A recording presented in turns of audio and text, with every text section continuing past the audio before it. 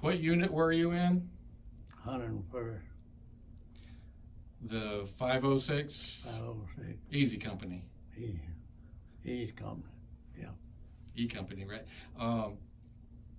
So, which most people today know as, or are more familiar with because of the book and movie Band of Brothers, right?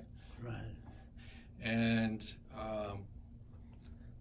how many men were in in E Company? 150 something, 157, I think, men, women, men, and there was, you had officers, a little few extra, Mm-hmm. stuff like that. But all of them it was three battalion, I mean, yeah. And then they had 48 to it. And so the first place you went for training was where? For the Army or for the paratroops? I guess you're for the Army when you first joined up. Fort McClellan, Alabama. Oh, good. I know where that is. Huh? It's close by me. Excuse me, are you sure it's recording? I don't see Yeah. the time lapsing. Yeah. Okay. And I'm sorry. So Fort McClellan, you were there for 13 weeks. okay. So that was basic training, right? And where'd you go from there? Fort Benning, Georgia.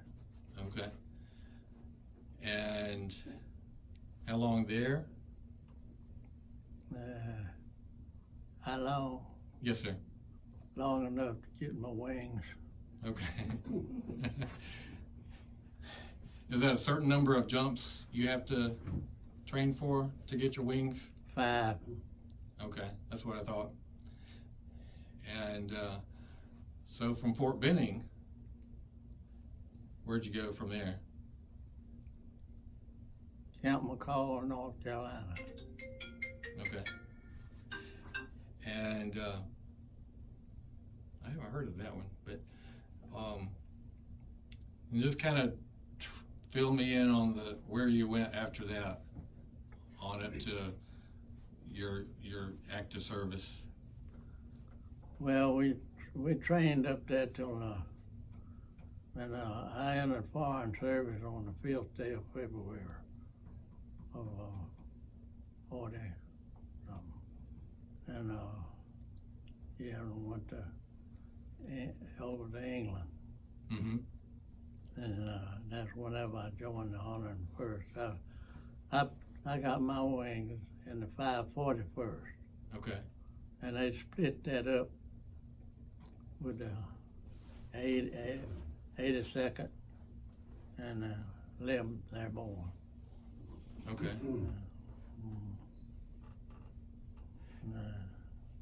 The 11th went to the Pacific. Oh, okay. And I had a brother in it. I wanted to get in with it, but they decided they could go to England. What was your brother's name? Kelly Carey, Freeman. Okay.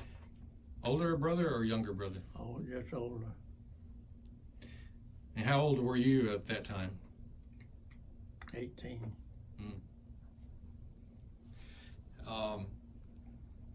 So after you got to England, can you tell me what you did while you were there? More training, of course, but Yeah, as all was done was trained. was that leading up for the D-Day? Yeah, I don't know how long you were in England training, but Yeah. I didn't know how long. Well, it was from there till when I got over there until we jumped on the, we were supposed to jump on the 5th and it was raining, so we jumped on the 6th. Yeah. Midnight. So your guys climbed up in a C-47. No, they put us up in there. That's because you had so much gear on, right? We was loaded. Yeah, I heard it was like 100 pounds, something like that. I don't know how much that was. Maybe more, depending on what gear I you had were the base taking. plate of the mortar. You what? Had the base plate of the mortar. Wait, say that again? The mortar base plate. Oh, okay, okay. 3 mortar rounds plus all his gear. Oh, okay. Yeah, we were watching a video earlier. You know, the guys pushing each other up into the plane, and so yeah, my dad did that in Korea. Tell him about Luz and the watch. Huh? Tell him about Luz and the watch from Garnier.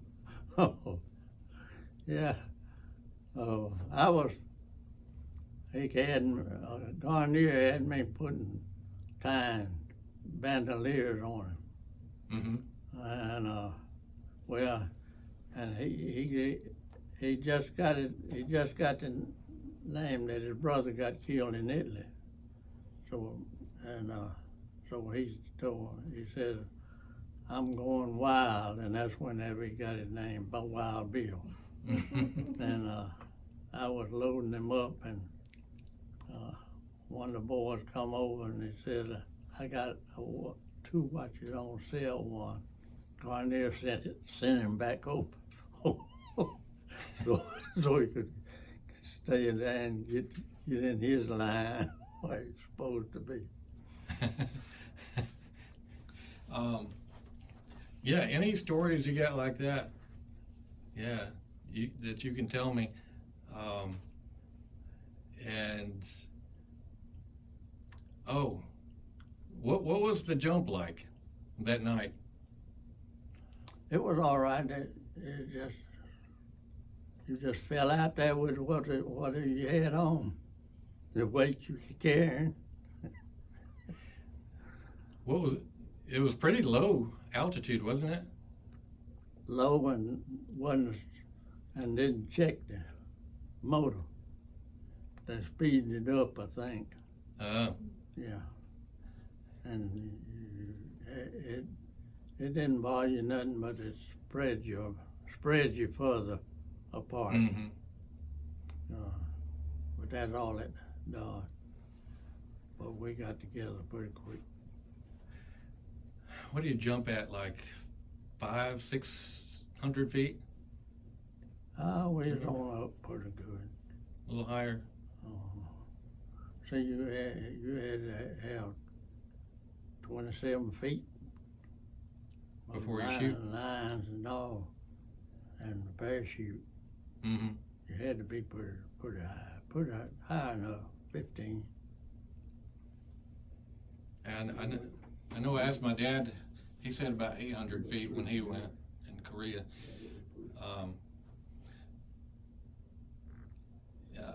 We got to see a C-47 back at the airport in Birmingham recently, and it was the lead plane for the. Yeah. That's all, brother. We saw that. That's all, brother. Yeah. Huh? The plane that we saw in Normandy. That's all, brother. It was another aircraft. Yeah. It was the plane that led the Normandy invasion. Yeah. Yeah, we'll get to see that one too. But over here.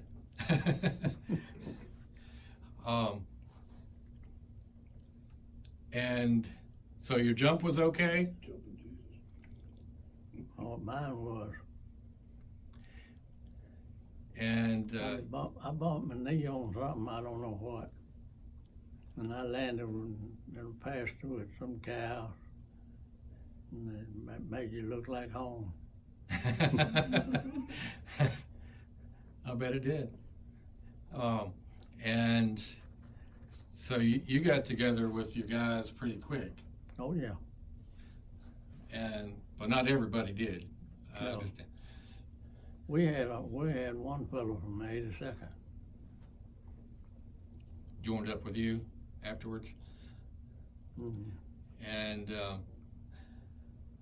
so what would that first night? What did you do until daylight?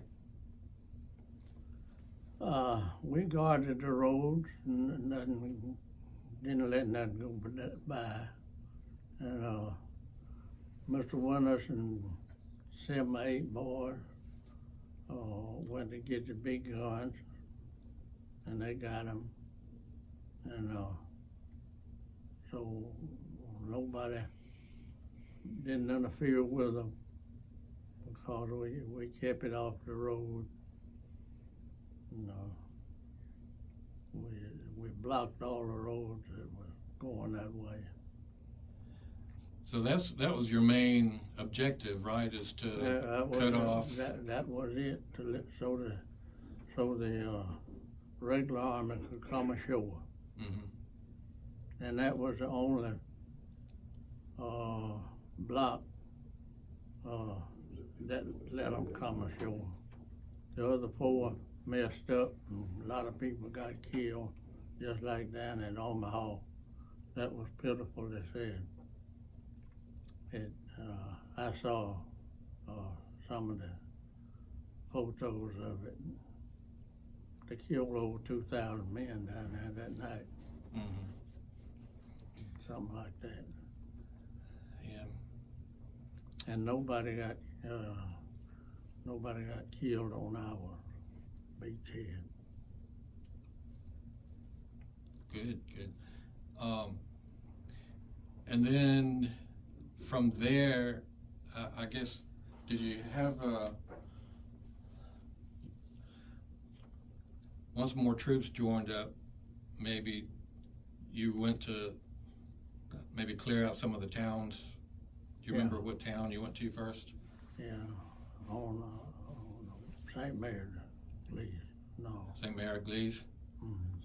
No, that wasn't where it was. Carentan. Yeah. Okay.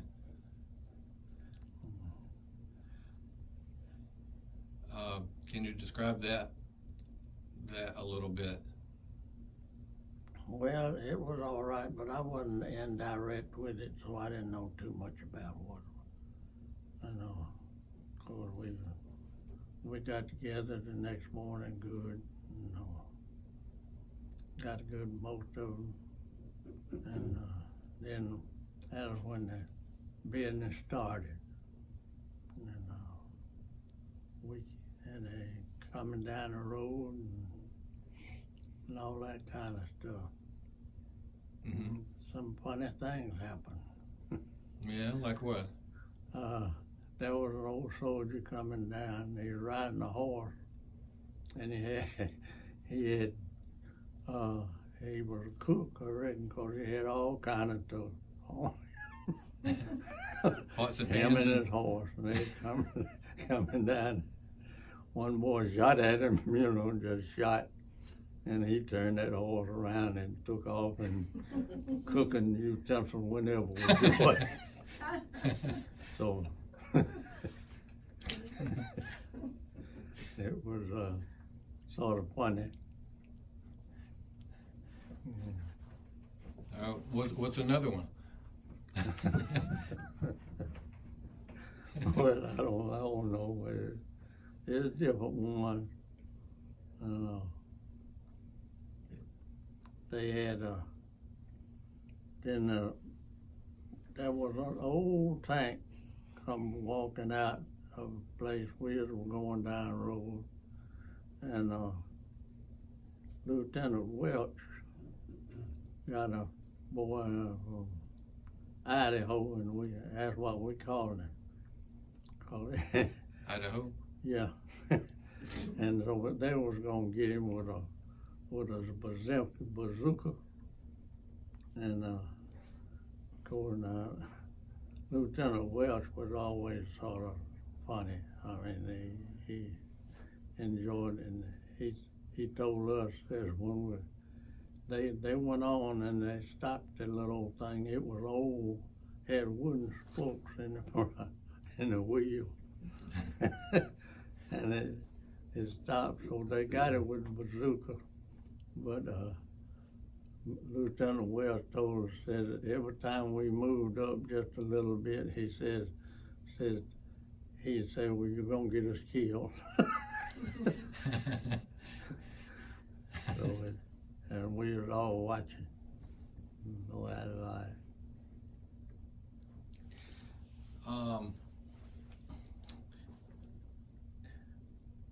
Can you tell me some of your most memorable things from the time that you were there, from Carrington on to? Did you go on all the way to Germany with them? I went to Holland, Mm-hmm. and then on up, and then I got hit at Bastogne Okay.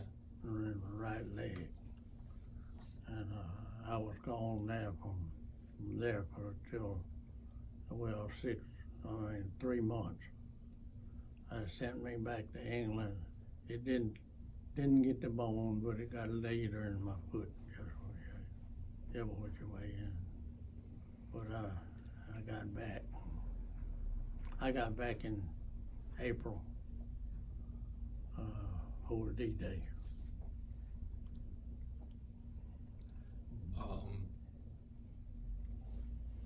So after you were 3 months in England, and then you came back and joined your unit? Yeah. Okay. Yeah, okay. And let's see. Can you tell me a little bit about, that in Bastogne?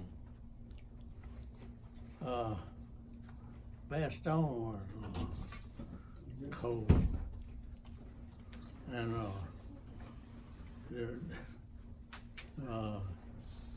the thing about it was we didn't have it. Planes didn't fly for 5 days, and whenever they did, they came in and strafed us, but they didn't hit nobody. But it scared you. Your own planes? It scared you whenever that thing come down. Yeah. But that was another boy, and it just was a funny thing that we did. And of course, we heard that Colonel Sinks got them boys out of there, and he got the red tail. So and he told them to come in at low, and the boys that was down said they were, whenever they come in knocking the snow out of the top of the pine trees. That's pretty low, yeah. That's pretty low. But they said they did. And so how did you manage in that much cold weather? I mean, I've heard stories about it. Well, Not directly like this, but I heard it was really bad. We took over one of the places where the mortar squad did. Took over one place where it was already a sort of a mortar squad place. The other people that was quit. But I don't know. They was going to. We didn't find out who they were. I don't think. Glad didn't know why they'd be giving up, And so after that, we didn't ever move. I didn't ever move after I got in the mortar squad. I mean, then put the mortar in there. We whenever they found out that at the 101st was in there, the Germans quit. I mean, we didn't do no fighting there, just sitting. And they would aggravate us and a little bit shooting here once in a while, big stuff. But it never did come up towards where we were. It'd go down in the bottom and just knock snow which way. We were sitting up there looking at it. And they relieved us, and about just before sundown, we went and dug in. And about 4 o'clock, they told us we had to go and look at the Foy and Norval and one town I couldn't, gonna have to clean it out. I can't tell what town it was. I never could think what it was. But I didn't get to go. We went, and there was a lot of people. I mean, Germans coming up the road. They surrendered, and I didn't see nobody by them, but they was 8 abreast, and they was hitting it pretty good, and they was coming, and so then we were just fooling around, and there was an old horse up there that had a leg just to hide a hole and put on, and so the boy decided he'd shoot him with a Thompson sub, and he shot the horse. He gonna shoot her in the neck, and cut the vein, cut it, and it didn't even bust the hide. So another boy says, "I'll take this old M1 and get him." He killed him, and we went on. And that's whenever I got me and a boy from Seattle, and not Seattle, but from Erie, Pennsylvania. Mm-hmm. Both of us got hit. He got hit in the arm, and I got hit in the leg from what they call a screaming Mimi. Yeah. And then we went on, and we started on back, and they going down the road, and they shot at us again. It's gonna be a good while before I get Mr. back Wendell to said your I house. went, and that I got between 2 dead mules. I told him they were froze. So it's probably a good later. That was it. And they didn't have no more problem right No, there. we're fine, everything's fine. And then I went back to Ain't too England. long story. Okay. Then when I went back, I didn't go back with the company. I went with the 101st with that. And I was on guard duty when the war ended. Mm-hmm. I mean, I was on a bridge with 12 of us, 6 on each end. Where was that? Up at, let me see. It's up, CLMZ, huh? CLMZ, No, that wasn't. Caprone? Caprone? Yeah, Caprone, Austria. Okay. Yeah, And that's where you found out the war was over? that's when I found out the war was over. So what was everybody's reaction when you found out? Well, it was very quiet, sort of peaceful, and some of them, they had problems in different places, but not too much. Bad part on it that was one of the boys was brother had come up to see him, and they were sitting there fooling with a Luger, and it went off and killed his brother.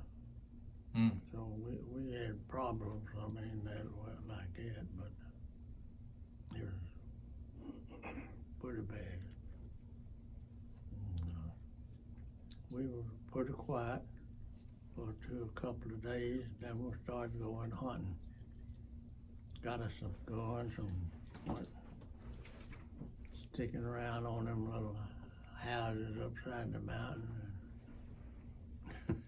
killing deer, I shooting guineas. They got guineas is wild anyway. And just, and then quail, they were red-legged, and that's the first time I ever seen one like that. So, Was that kind of like being at home, going hunting? well, it just, we were just hunting, Just enjoying it, and then Lampers got back with us, and he was a radio thing, ham or something they call him, I don't know what, but anyway, he got him a radio out of an airplane, and we were sitting there when we got us we kept us a German to clean our little house. We were sitting upside the mountain. He's a good fella and all that kind of stuff. And he's a real good soldier. And he cleaned our house, cleaned our gun, load them back up, give them back to us.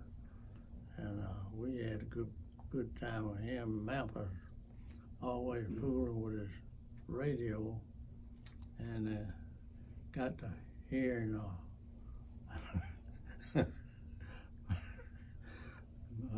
them with the talking back to Washington, and so it wasn't long till we heard a little airplane circling us, and they came, got this, they just got the radio, didn't say nothing else to us. So they figured it out, where it Yeah. was coming from, huh? Yeah, they did. They figured he was going somewhere. We was just sitting there listening. Mr. Eisenhower talking to Washington. Who were some of your better friends during that time? I couldn't give none.